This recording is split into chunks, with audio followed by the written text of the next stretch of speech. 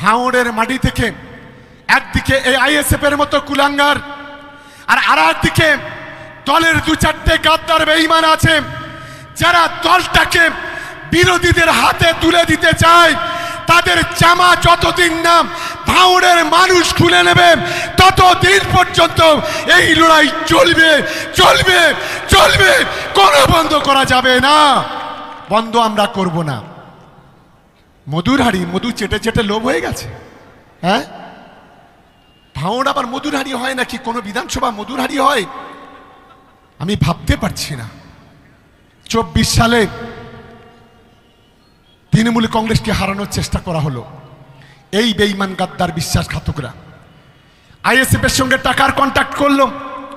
এর মাঝখানে কয়েকবার আইএসএফ এর সঙ্গে বৈঠক করেছে, আমাদের কাছে খবর আছে। আইএসএফ লাথি মারছে, বলছে ওরকম মাল যদি দলে নেই তাহলে দলটা সর্বনাশ হয়ে যাবে, দলটা থাকবে না।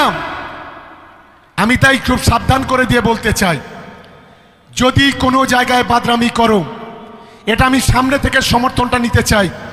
দলের মধ্যে থেকে যদি কেউ গাদ্দারি করে তার উচিত শিক্ষা দেওয়া যাবে। আওয়াজটা পুরোটাই আমি শুনতে চাই। এদিকে যাবে, দলের মধ্যে থেকে গাদ্দারি করলে লড়াই হবে, এদিকে লড়াই হবে, লড়াইটা করতে হবে। যদি এতই যদি চলে যাও না বিজেপিতে, চলে যাও আইএসএফে, কোনো আপত্তি নেই।